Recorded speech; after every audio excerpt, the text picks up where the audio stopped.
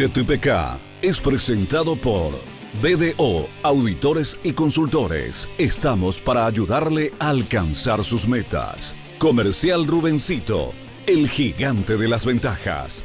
Cabaña Brisas de Paraguarí. No somos diferentes, somos únicos. Con los auspicios de Ñamopu a Paraguarí. Ayudar es crecer. Codornito, siéntase fuerte, consuma sano.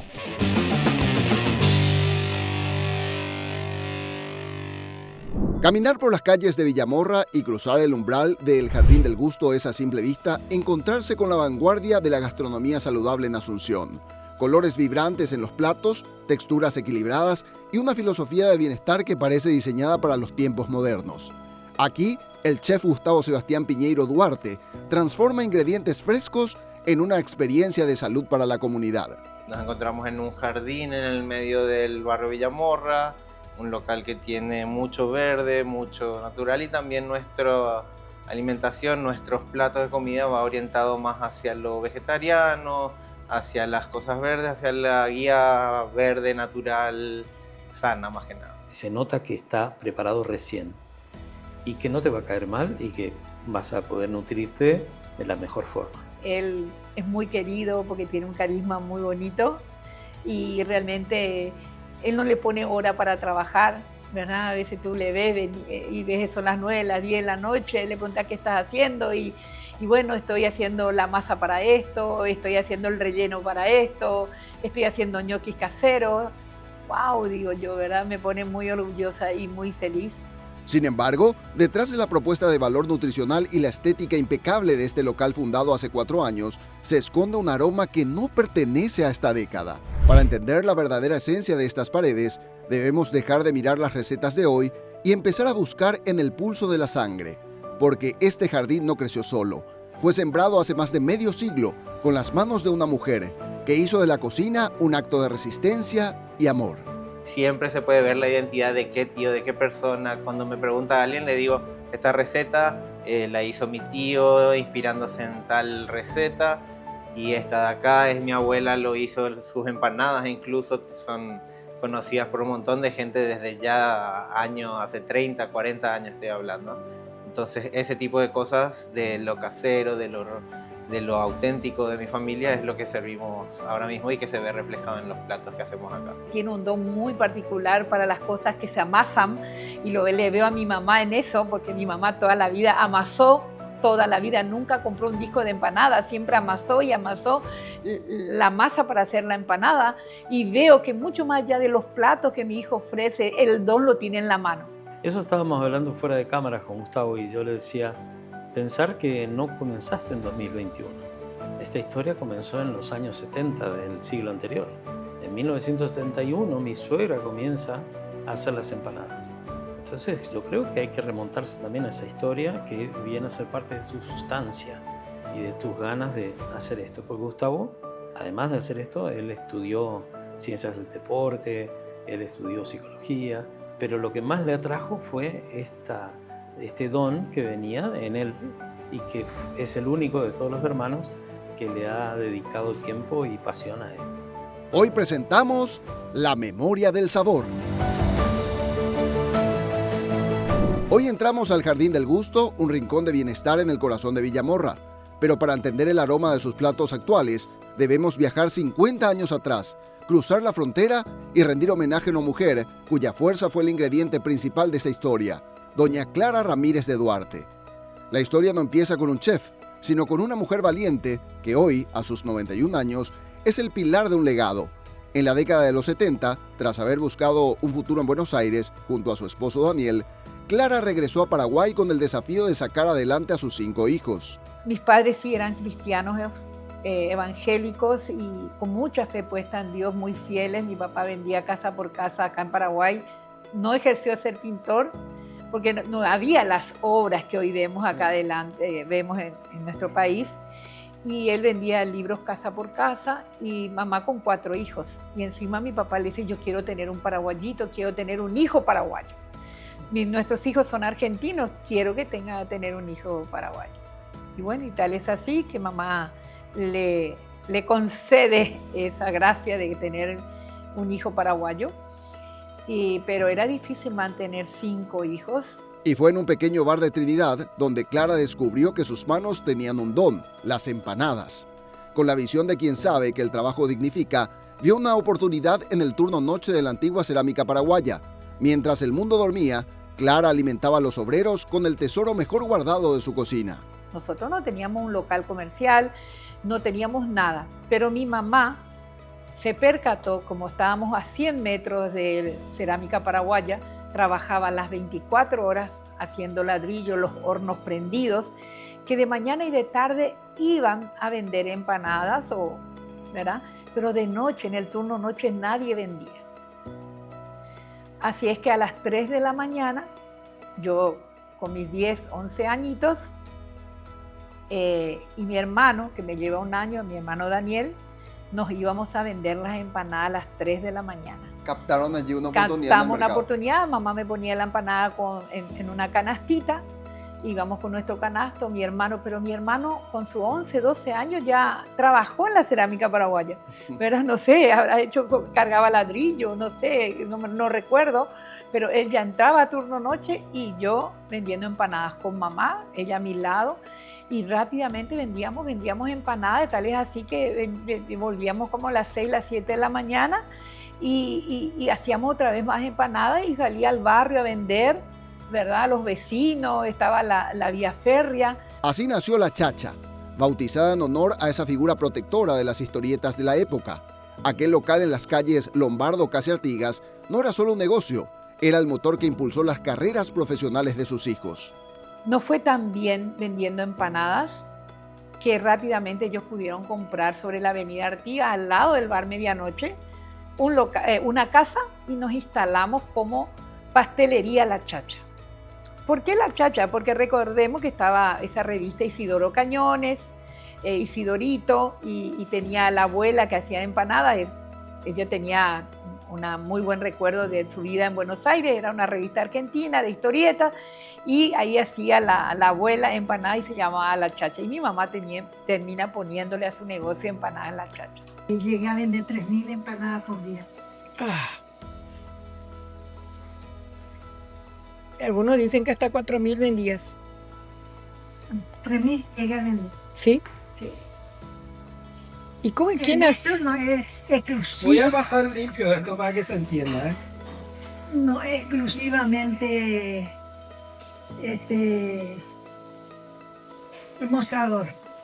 Sí. Claro. Yo tenía los coreanos que venían a llevar 60 empanadas para su Negocio tercerizado ya. Vendíamos entre 3.000 a 4.000 empanadas por día, ¿verdad? ¿Por qué? Porque la gente, antes no había esos shopping, ni esos malls, ni nada. La gente iba al Jardín Botánico o iba a Sajonia o iba a algún lado y se llevaba entre 60 a 100 empanadas. De tan rico que era, por lo menos 5 empanadas querías comer, sí, ¿verdad?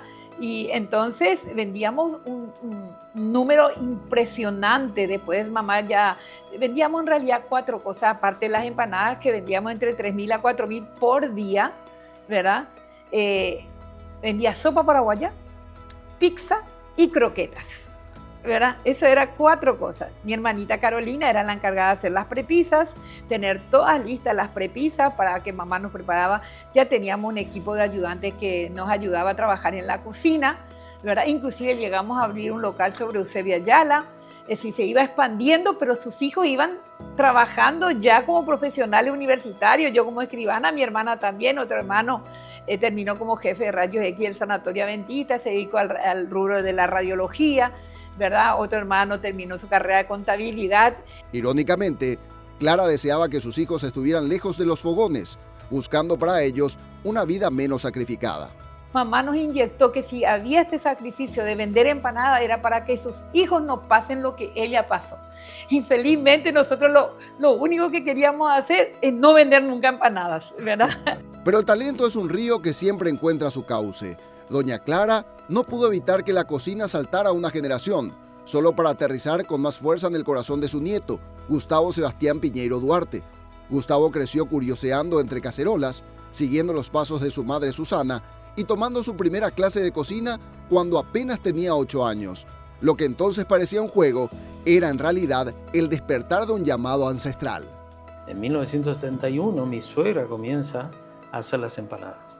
Entonces yo creo que hay que remontarse también a esa historia que viene a ser parte de tu sustancia y de tus ganas de hacer esto. Pues Gustavo, además de hacer esto, él estudió ciencias del deporte, él estudió psicología, pero lo que más le atrajo fue este don que venía en él y que es el único de todos los hermanos que le ha dedicado tiempo y pasión a esto. En mi casa, particularmente con mis hijos, mis 3 hijos varones cocinan perfectamente. He transmitido el arte culinario a mis hijos, pero sí, Gustavo, que es el nieto, él sí empezó a desarrollar esas habilidades, a estudiar para chef, habla con su abuela, la abuela le transmite todos los conocimientos.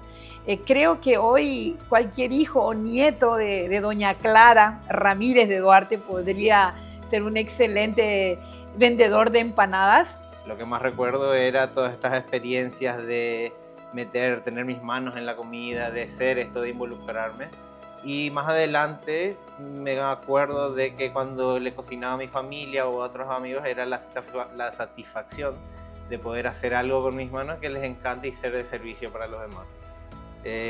Ya después, más adelante, me acuerdo de que lo fui adaptando esa motivación y ese fuego más como un desafío. Me gustaba agarrar platos nuevos, sea dulce o salado, más que nada con los dulces que tienen su técnica, de poder hacer ese siguiente paso, de superarme a mí mismo y servir eso que alguien piensa que no es típico, no es. Y me gusta siempre eso de elevarme a mí mismo en mis platos cada vez, pero siempre sin dejar de perder lo clásico, las raíces, lo que me formó básicamente la comida de mi mamá y de mi abuela. A sus 91 años, la memoria de doña Clara brilla en su mirada, pero su maestría vive en sus manos. Verla cerrar una empanada es ver una pieza de arte, un dibujo perfecto que encierra un relleno generoso y ese sabor que, hace medio siglo, empezó a escribir la historia de esta familia. Una señora brasilera, tienen 100 años. ¿Vos le ven en YouTube? Sí, y estaba haciendo pan casero.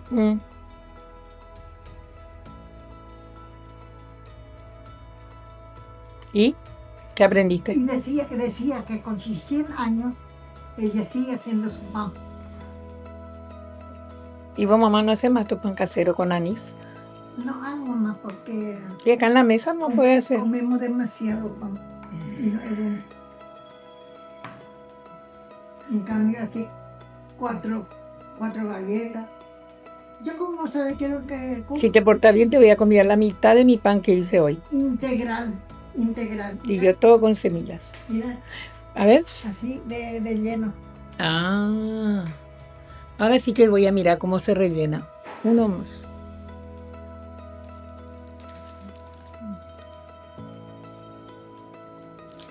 Por eso que no se pega. Tiene en el medio un plastiquito.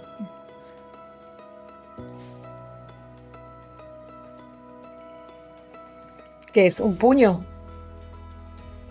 Sí, depende, pero yo estoy haciendo más cantidad para vender.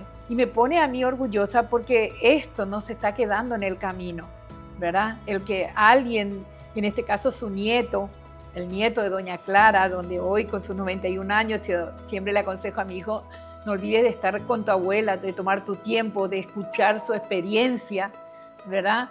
Y también seguir incorporando el conocimiento, Claro. ¿verdad? El conocimiento para poder llevar adelante sus emprendimientos. Tengo una mamá que es una líder en donde sea que se dedique y mi abuela que se dedicó justamente en este rubro.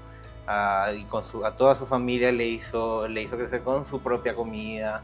En el barrio Santísima Trinidad era el local, se llamaba La Chacha, y vendía almuerzos, minutas, de todo lo que podría haber. Ella era una especialista en todo lo que le salía. Y yo creo que eso marcó mucho en mi, por lo menos, tal vez no en mi lineamiento, pero sí en mi motivación, en mis ganas de buscar lo mío, mi propia cocina, mi propio origen en cuanto a lo que estamos buscando acá.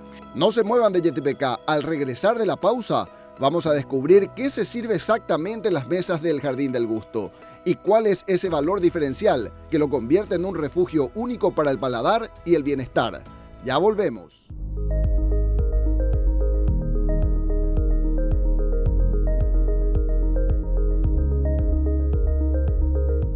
El Jardín del Gusto no es simplemente un restaurante de comida saludable, es la manifestación de una filosofía de vida. Este enfoque nace de las raíces más profundas del chef Gustavo Sebastián, alimentado por su crianza y sostenido por dos pilares innegociables, la tradición familiar y su fe.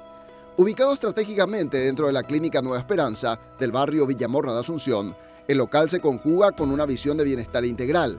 Aquí, cada plato está diseñado para nutrir no solo el cuerpo, sino para acompañar un equilibrio físico, mental, espiritual y social, honrando la premisa de que nuestra mejor medicina está determinada por nuestra alimentación. El alimento original estaba basado en la naturaleza, en los árboles, las frutas, las semillas. Algunos de esos árboles, alguna de esas partes de la naturaleza se extinguió. Entonces hoy tenemos que ir cuidando y reemplazando para tener una alimentación integral. Y eso es lo que tratamos de hacer aquí en el jardín, que está integrado a lo que es Nueva Esperanza Bienestar Integral. Entonces, para mí un privilegio, una alegría poder cumplir esa parte que no había podido todavía agregar a lo que estamos haciendo en la clínica como la salud integral. Les invitamos a todos, obviamente, a que vengan de disfrutar de un sabor casero. Almuerzos es más que nada lo que nos estamos ahora mismo especializando. Estamos en un lugar cómodo en la zona de Villamorra. Pueden venir a tener reuniones, desayuno, merienda, pero más que nada les recomendamos venir por una comida agradable, cálida, hecha en el día, apto para cualquier persona que quiera cuidarse, que quiera una comida que no le caiga mal, pesado y que pueda seguir con su día a día. Hoy el Jardín del Gusto está acá en pleno Villamorra, acompañando también todo lo que es un proceso de alimentación saludable, donde él idea también nuevos platos. No estamos hablando de una alimentación extra gourmet, porque a veces cuando lo cocinamos demasiado y lo procesamos tanto, ¿qué queda de las vitaminas y de lo original? Entonces preferimos un intermedio, donde se cocina, sí, un poco, pero que la persona pueda nutrirse con la vida que está en las plantas, que están en los cereales, que está en todo lo que va a constituir la comida. Incluso hasta los huevos que nosotros utilizamos son huevos de granja. Tratamos de implementar con alimentos que sean con muy poco elementos artificiales. A mí me impresiona, ¿verdad?, ver a nuestro hijo, con el doctor Gustavo Piñeiro, que es mi esposo, ver cómo él está desarrollando cada vez más esa pasión de poder transmitir a sus clientes a través de un plato de comida. Mi hijo, él tiene una vocación de esto, él evidentemente lo fue teniendo desde que era pequeño, y entre todos los hermanos siempre cocinaban junto con su mamá, que es la heredera de diríamos, esta habilidad de cocinar y hacerlo rico, porque una cosa es cocinar y otra cosa es que quede rico, ¿no? Me siento muy orgullosa y creo que soy una de sus mayores críticas, porque al tener yo a mi mamá todavía con vida y haber activamente participado en el trabajo de vender empanadas o pastel, como se le decía en mi época, hace que yo también mire con ojos críticos a mi hijo y le diga, mira, esto se puede mejorar, esto se puede hacer, la abuela hacía así, ¿verdad? Y realmente me siento orgullosa porque tal vez nosotros como padres no nos imaginábamos que él podía desarrollar un don que ya viene de mi abuela, que fue su bisabuela, viene de mi mamá. Justamente tengo dos platos. Uno es el peseto en salsa madera con puré de papas, vamos a decirles, un clásico. Mi madre lo viene haciendo con su propio toque, de un poquito de champiñón, ya ponerle unos dientes de ajo antes, el día anterior, lo cual le deja suavecito y muy rico esto. varias veces lo he dejado como un plato de ocasiones especiales en este lugar porque justamente para mi niñez fue solamente un plato de ocasiones especiales. Y un plato clásico, vamos a decirle, que sería una patamuslo, un pollo al horno con papas, hice un poquito de cebolla dorada. Ese mismo plato que se disfruta en cualquier comida o auxiliar familiar, yo lo uní todo junto en lo que sería un lomito árabe o un wrap, y le llamo el wrap con el nombre del jardín, el nombre del jardín, bueno, se llama wrap el jardín, que llevan todos estos ingredientes juntos y se siente en una bocanada de esto, básicamente un sabor de mi familia, de mi infancia con los platos de mi mamá. Es la comida casera, es decir, se traslada de un plato o 5 platos en una casa, en una familia como es la nuestra, somos 5 integrantes, a hacerlo para la gente, una empresa o alguna persona que va pasando y ve el cartel y dice, bueno, entro y pruebo. La mayoría de las personas viene porque alguien le contó. Y lo que se destaca es justamente que los ingredientes y la forma de cocción y demás, se nota que está hecho en forma casera, como podría ser en la casa de la abuela. Y ahí nos remontamos a la abuela, que fue la originadora de las comidas que después los hijos fueron perfeccionando también. Y hoy el nieto mucho más con los estudios que hizo y con la práctica que está teniendo en mostrarlo y darlo a conocer. Yo amo la cocina, heredé también de mi mamá esa vocación de se sirve a través de la comida, se sirve a través de eso tan bonito que es una empanada, ¿verdad? Es algo tan característico de acá de nuestra gente, y verlo en mi hijo desarrollar eso me pone muy feliz, y tenemos que ser tener siempre un espíritu de gratitud para nuestros ancestros. Si las empanadas son el símbolo de su abuela Clara, la panadería y las pastas son el lenguaje propio de Gustavo. En este apartado, el chef se destaca con luz propia, fusionando la calidez de la cocina de hogar con un estilo contemporáneo y saludable. Es aquí donde la tradición se renueva. Cada pasta y cada pan son el sello distintivo de su propuesta actual. Nosotros con cada plato que servimos se acompaña de panes caseros. Variamos siempre con un pan integral lleno de fibra y con un pan clásico de campo.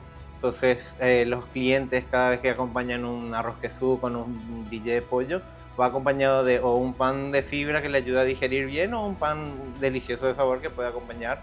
Eso por un lado, y también la panadería que usamos en los wraps y las pizzas caseras acá, es todo hecho en el local por justamente yo mismo, que estuve ya hace unos 6-7 años practicando. No es una receta que aprendí de diferentes personas, sino es algo que yo amaestré en base a los años que vengo practicando con la panadería. El camino no fue fácil.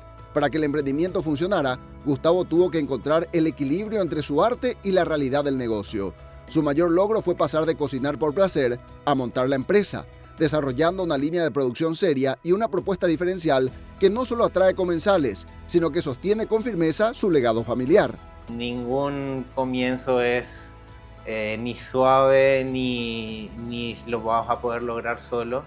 Mis padres saben que ellos fueron una pieza clave en mi crecimiento, en mi desarrollo.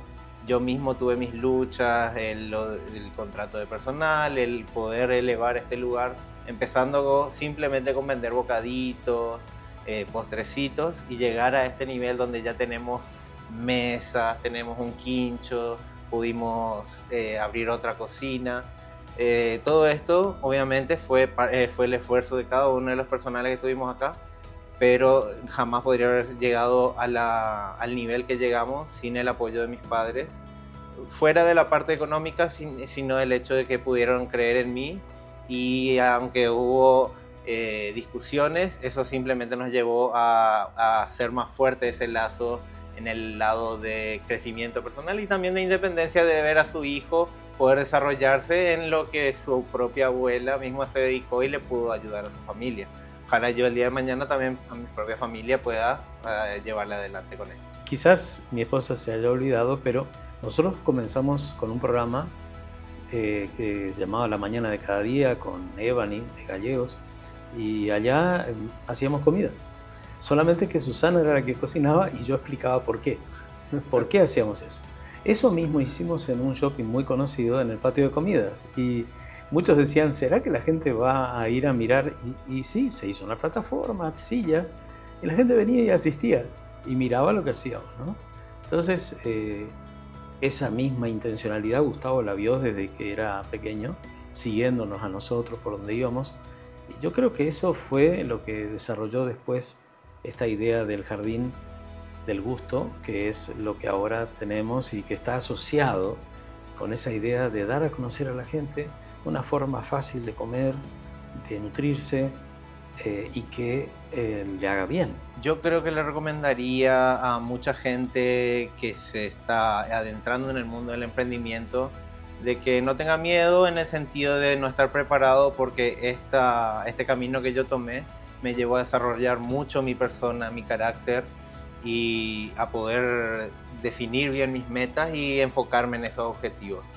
Gracias a eso hoy me estoy moviendo con mucho más precisión, creciendo mucho mejor como persona, y yo creo que en estos 3-4 años que llevo el emprendimiento como persona llevo creciendo bastante. Incluso queremos con Gustavo tener ciertos días de enseñanza, de clases, de cómo hacer el pan con masa madre, cómo hacer estos productos que él ofrece acá, e incluso invitar a nuestros proveedores a que digan cómo consiguieron, de dónde vienen esos huevos que nosotros traemos acá, de dónde vienen ciertos productos, de cómo se logra. Y creo que eso también es importante para estimular a las personas que lo hagan en su casa. Muchas verduras vos podés cultivar hasta en un departamento. Y entonces ir integrando eso en la filosofía de la misma persona, que no está el hecho de consumir solo, sino de alimentarse, que es otro concepto. También les estamos invitando a que dentro de poco vamos a lanzar una línea de productos saludables envasados, que van a ser hamburguesas de vegetales, de poroto, de lentejas y de soja, más algunas cositas más que vamos a estar reservándonos para más adelante. Pero más que nada por ahora eso es lo que estamos ahora planeando para este año en el Jardín del Gusto. El éxito de hoy tiene raíces profundas. Al volver de la pausa, viajamos al pasado para revelar cómo el sacrificio de una familia moldeó el destino del chef Gustavo. Una historia de herencia y voluntad que no se pueden perder. En breve regresamos.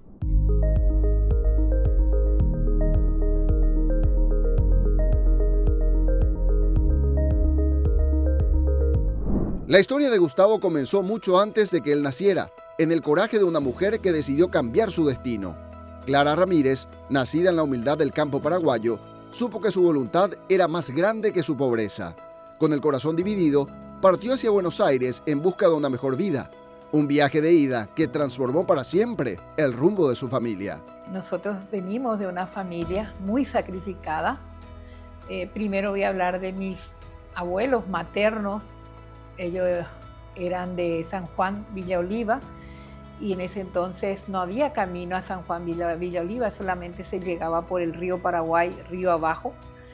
Y entonces mi abuelita, ella trataba de hacer velas o queso, lo que le podía producir la tierra, y venía hasta Asunción y en el puerto vendía lo que ella hacía, ¿verdad? Para poder comprar lo que nosotros le llamamos provista, ¿verdad?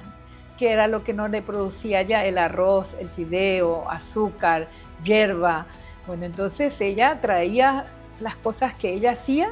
Mi abuelito trabajaba en una estancia, era peón de estancia.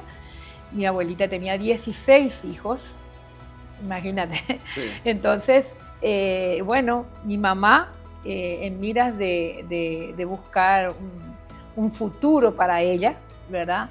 Decide ir a Buenos Aires. De hecho, que mi mamá solamente logra hacer hasta el 3er grado. Mi mamá le deja a una familia cuando era niña en Formosa, porque tenía 2 opciones por la vía del río Paraguay, o venir a Asunción o bajar más por el río y llegar hasta Formosa. Y entonces mamá hace hasta el 3er grado, una mujer muy hábil, muy capaz, mi madre, y ella decide ir a Buenos Aires para poder buscar un nuevo horizonte. La recompensa al esfuerzo de Clara llegó con el sabor del triunfo, pero sin perder la sencillez del origen. El éxito de su emprendimiento gastronómico en Paraguay fue el resultado de años de desapego, pero la verdadera victoria fue emocional. Para ellos, Progresar nunca significó olvidar de dónde venían. Al contrario, cada logro fue una ofrenda para sus padres, una forma de decir gracias y de reivindicar en vida el sacrificio de sus antepasados. Ver a tu mamá, a tu papá trabajando con todos sus hijos y ver también cómo ha retribuido ella en vida a sus padres, porque de vivir en Buenos Aires, de tener tu televisión, cuando eso era una novedad, ¿verdad? El primer viaje que yo hice, tenía 11 años, y mamá me dice, vamos a llevarle provista a los abuelos. Y entonces nos subimos al barco, que se llamaba en ese El Paquete, que era un barco que iba de río abajo, y en el medio del río paraba frente al puertito, era un localcito, una casilla que era donde se podían bajar con canoa en el río, sobre el río Paraguay, y el abuelito nos esperaba con una carreta y 2 bueyes, ¿verdad? Y nosotros con mi mamá, yo y mi mamá, ¿verdad? Llevando ahora cebolla, papa, arroz, fideo, azúcar, hierba, todas las provistas que podíamos para llevarla a mis abuelitos, y entramos 5 leguas en el monte hasta llegar a la casa de mis abuelos. ¿Qué era la casa de mis abuelos? Era una casa que tenía una pared de adobe y techo de paja, y su cocina era un árbol largo, y eso permanentemente estaba prendido, ¿verdad?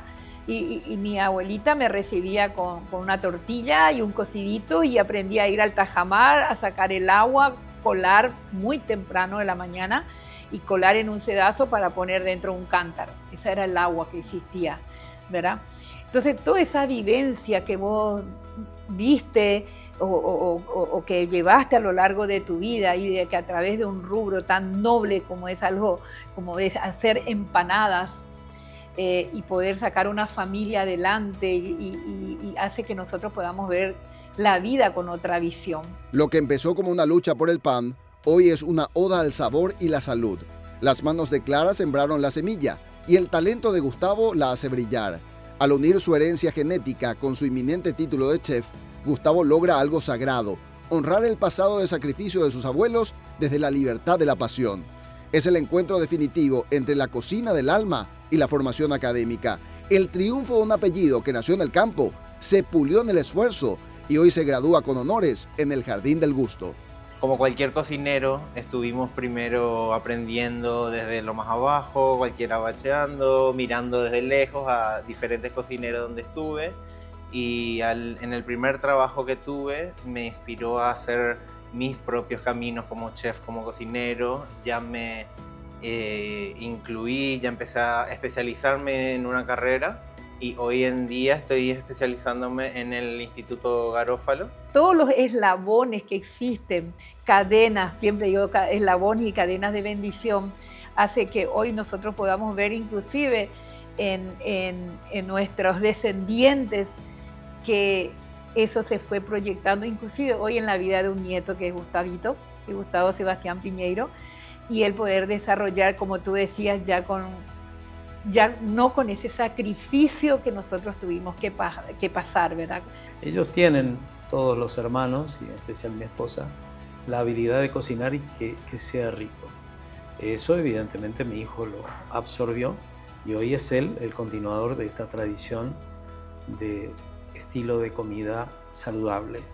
Hay herencias que no se guardan en un banco, sino en las manos. Gustavo Sebastián Piñeiro Duarte ha logrado lo que parecía imposible: transformar el sacrificio de su abuela en la pasión de su vida.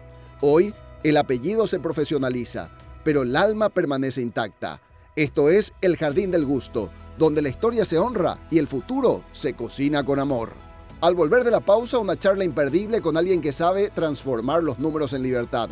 Recibimos al profe Ginzo, el ingeniero José Luis Ginzo, quien nos enseñará las claves para una administración financiera diligente.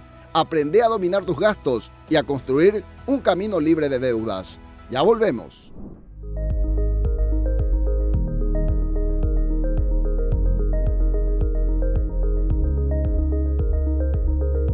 Último bloque de este episodio de YTPK, estoy en compañía del profe Ginso, el ingeniero José Luis Ginso Tuma, alguien que está revolucionando las redes sociales, tiene mucha presencia en TikTok, en Instagram, y él lo que ofrece es la enseñanza de las ciencias exactas, de la matemática. Y en esta ocasión venimos hasta este lugar donde él comparte su conocimiento con gente interesada en aprender, para hablar acerca de cómo tener una administración financiera diligente. Esto puede ser aplicado al mundo del negocio, al que está enfocado el programa YTPK, así como a las cuentas personales, a las finanzas personales. Profe Ginso, gracias por recibirnos. Muchísimas gracias, Beto, por visitarme y espero estar a la altura de la entrevista. Vos mencionás recién que los pequeños emprendedores saben de su oficio, saben hacer su trabajo, pero hay un altísimo porcentaje de fracaso en esos microemprendimientos y no fracasan porque no saben su oficio, fracasan porque no saben administrar lo que manejan. Y mucho peor aún, no se ayornan cuando las cosas le van bien y viene el crecimiento. Siempre el crecimiento trae dolor y eso generalmente el microempresario no está capacitado. Él sabe hacer empanadas, sabe hacer unos lomitos riquísimos, pero no sabe administrar. Y ahí viene algo muy importante que está asociado a mi actividad actual, cuál es la capacitación continua. Continuamente tenemos que educarnos en cómo administrar, educarnos en cómo hacer mejor la empanada, educarnos en qué hacer con el dinero que gané. Ahí entra finanzas personales, es decir, es un mundo donde no podemos descuidar la educación, amén de lo que somos hábiles para ganar dinero. Y allí la consulta que quiero hacerte, porque obviamente es el objetivo de hablar a una persona entendida como vos, es cuáles son aquellos elementos indispensables para que yo pueda ver en el corto o en el mediano plazo una mejora en el manejo de mis recursos, de mis finanzas. ¿Qué es lo que tengo que aprender a hacer y saber hacer? Bueno, te voy a contestar un poquitito tangencialmente, después vamos a volver a esto. Cuando uno empieza un emprendimiento, empieza con unos sueños estratosféricos.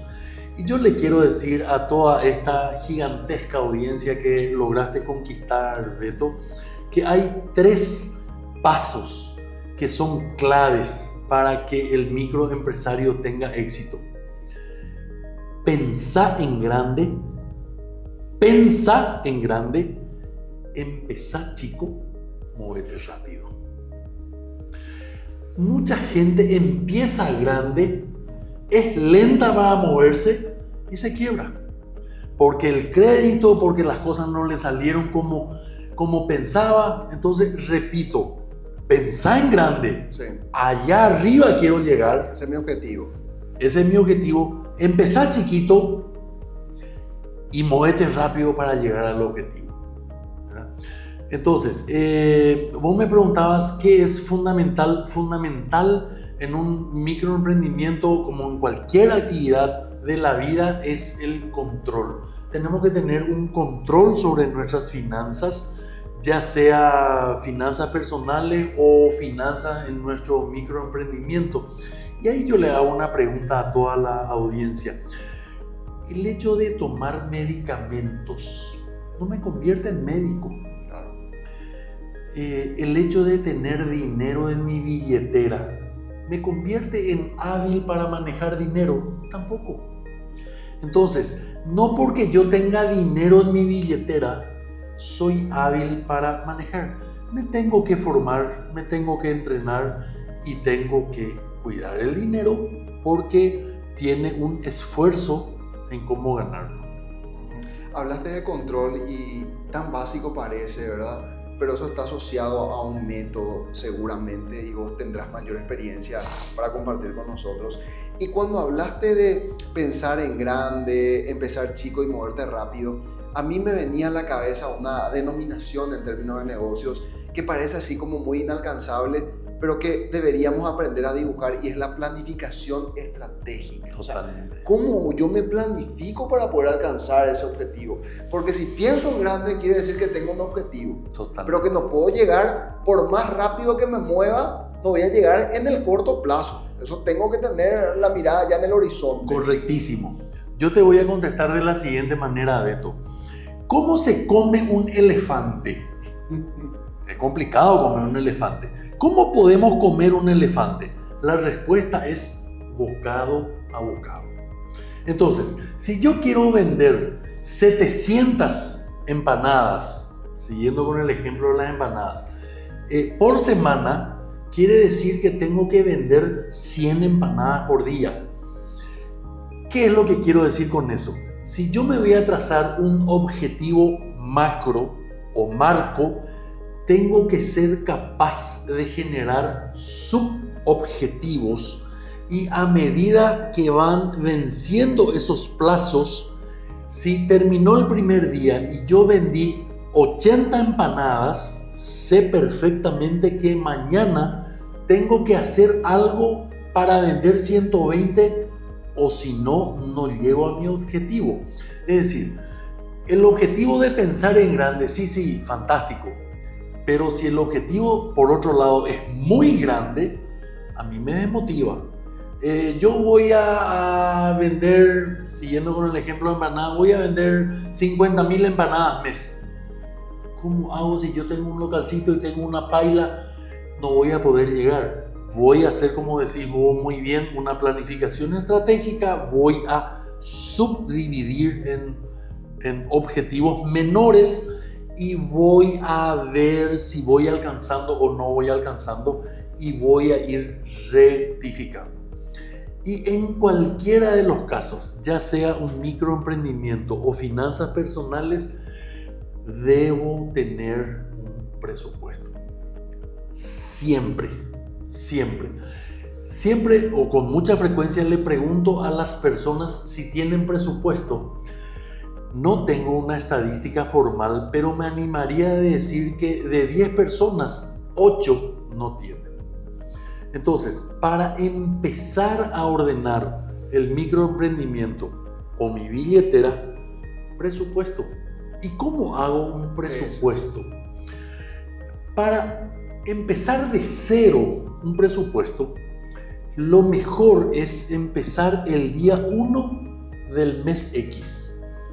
Tomo un cuaderno y anoto absolutamente todos los gastos que me va generando a lo largo del mes mis actividades. Terminó ese mes y estoy en condiciones de preparar el primer presupuesto tentativo. Con esa información que tengo anotado en mi cuaderno, voy a empezar a procesar cuánto gasté en comida, cuánto gasté en gasoil, cuánto gasté en salidas, cuánto gasté en alquiler. En base a eso voy a elaborar un primer presupuesto para el siguiente mes. Y una vez que tenga elaborado el primer presupuesto, viene otra actividad que no es menos importante. Es el control de la ejecución presupuestaria.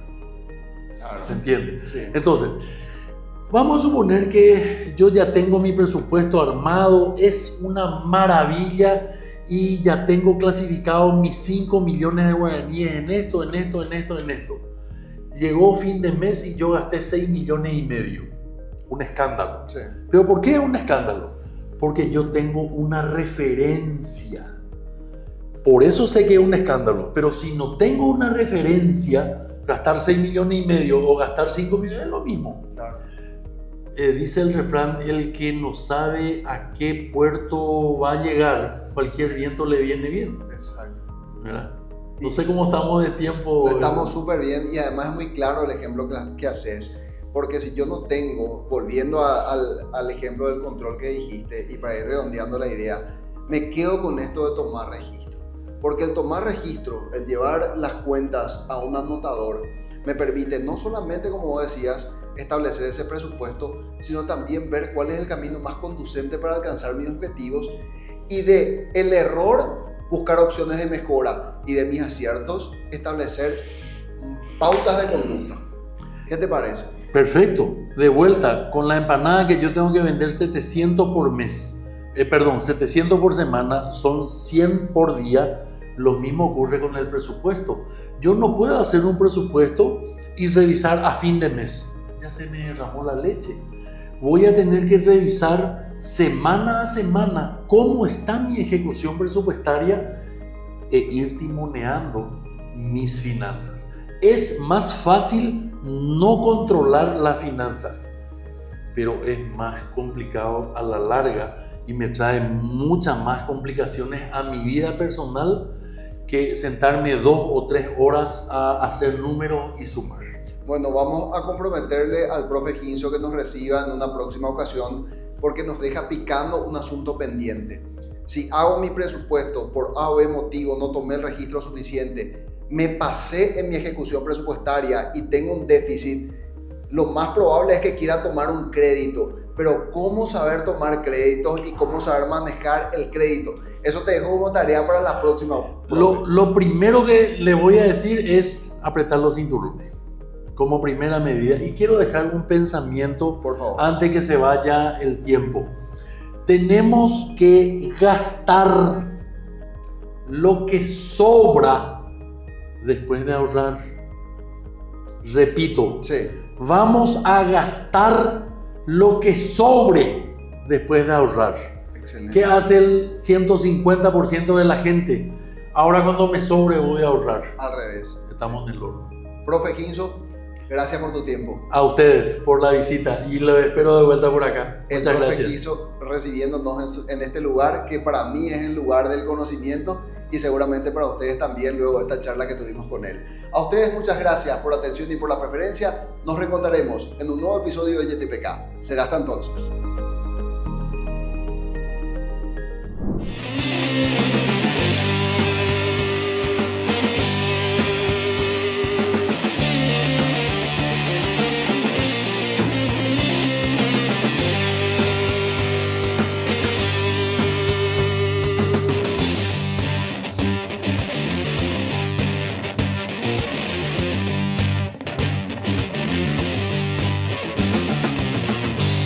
YTPK es presentado por BDO, Auditores y Consultores. Estamos para ayudarle a alcanzar sus metas. Comercial Rubencito, el gigante de las ventajas. Cabaña Brisas de Paraguarí.